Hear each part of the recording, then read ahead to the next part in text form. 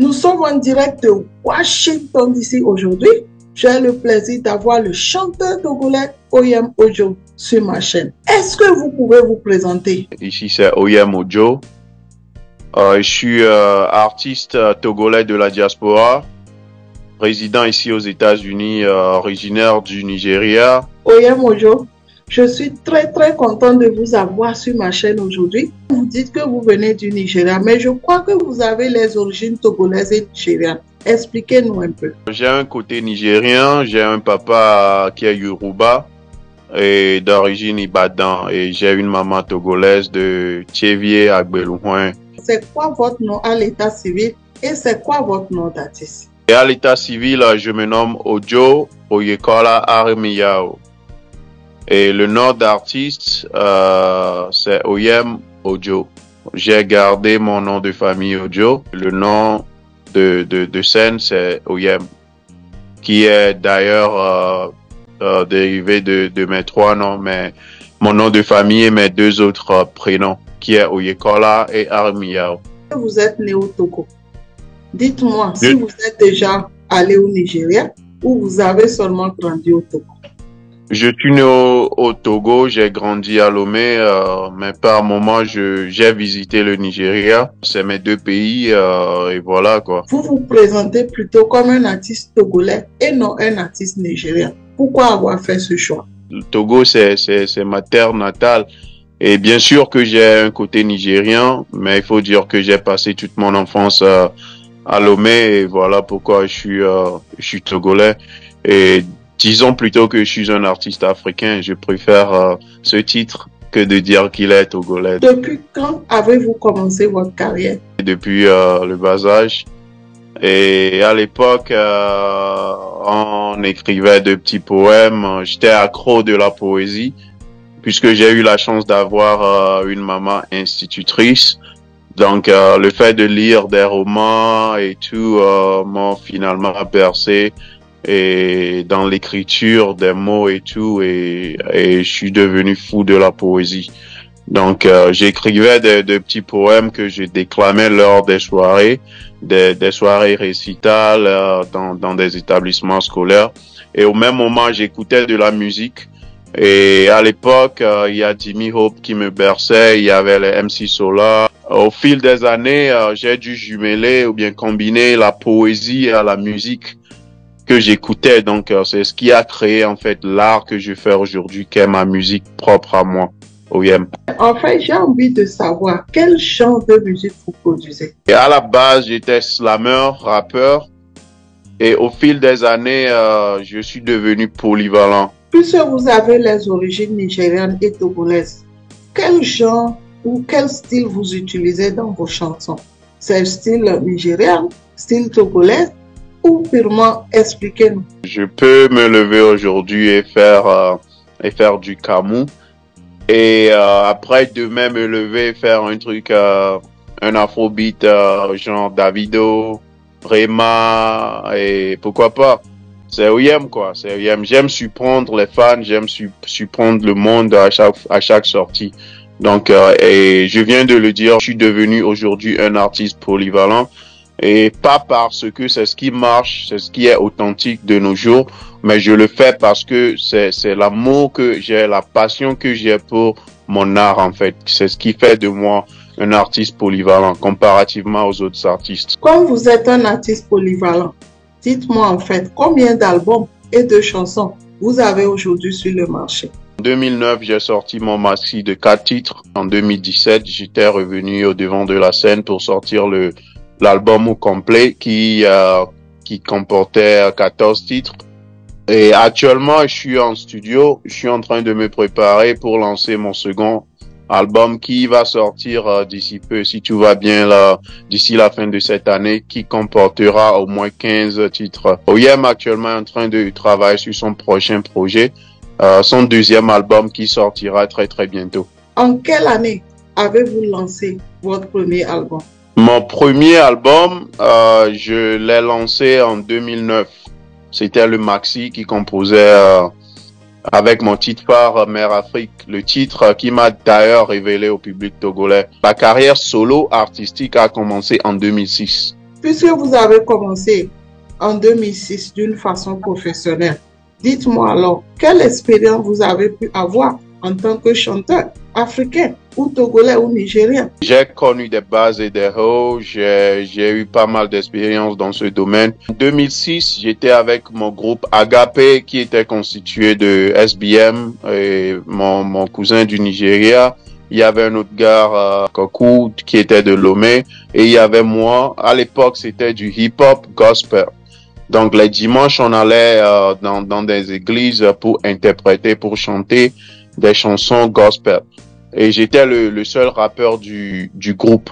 Donc quelques mois après, SBM est retourné au Lagos et c'est là où le groupe s'est séparé. C'est là où ma carrière solo même a commencé. Alors, déjà en 2008, je me suis révélé au public togolais à travers ma chanson Mère Afrique. Et c'est la chanson Mère Afrique en 2009 qui m'a permis d'être finaliste au Togo Hip Hop Award et qui m'a révélé largement au public togolais, qui m'a donné d'autres opportunités de voyager dans la sous-région. J'étais au Mali, au Bénin, en Côte d'Ivoire avant mon départ sur les States. Donc j'ai eu pas mal d'expérience dans le domaine, j'ai fait pas mal de scènes, j'ai pas eu tant de trophées, j'ai pas connu un succès vraiment, puisque pour moi, ma carrière, ça continue toujours et la bonne chose m'attend encore devant. Est-il facile d'être un artiste en Afrique, aux États-Unis? Et c'est pas facile, les conditions ne sont pas, surtout quand on s'autoproduit. Puisque c'est pas facile, ça veut dire que vous vous financez vous-même, donc vous n'avez pas de financement. OIM n'a pas de producteur, j'ai pas de maison, bien de label avec qui j'ai signé. Mais du moins, pas pour le moment, je m'autoproduis comme toujours. Je finance mes projets moi-même et je les promouvois moi-même. Quel conseil avez-vous aujourd'hui à donner à un jeune Nigérien, Togolais ou Africain qui aimerait commencer sa carrière de musique? C'est pas facile, le chemin est long. Je venais de le dire, c'est comme un roman, c'est comme du feuilleton, donc et si tu tiens à ce que tu fais, continue pas à travailler, le travail. Et après le travail, le succès, quoi. Donc, ne lâchez point, soyez persistant et soyez surtout humble. L'humilité avant tout. Donc, voilà le secret. Moi, je crois que pour qu'un artiste réussisse, il faut qu'il soit vraiment humble parce que c'est dans l'humilité qu'on arrive à gagner les connexions. C'est dans l'humilité qu'on arrive à avoir les portes ouvertes et j'espère que tout artiste qui écoutera cette interview va apprendre de vos conseils.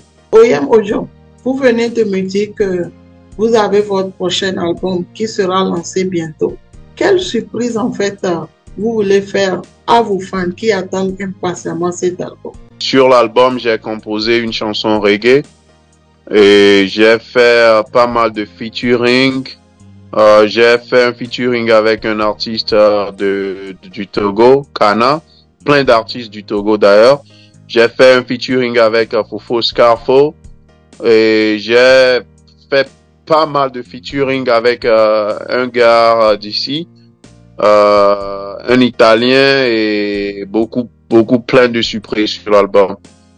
Et je vais pas tout dévoiler ici, mais je réserve beaucoup de surprises pour vous sur mon prochain. J'ai découvert que vous avez fait un featuring avec King Bala et Vanessa Oru. Est-ce que vous pouvez nous expliquer un peu? Featuring le projet avec Vanessa Oru, la grande sœur, la maman, la diva, et c'est un projet qui nous tenait à cœur et elle était la bonne personne. C'est un featuring qui a été fait comme ça. On ne sait pas le bien bon matin pour le faire, mais on a été très inspirés. La chanson, elle est dédiée à toutes nos mamans, à la maman, à la mère africaine. Vanessa, où tu es aujourd'hui, bien de choses à toi.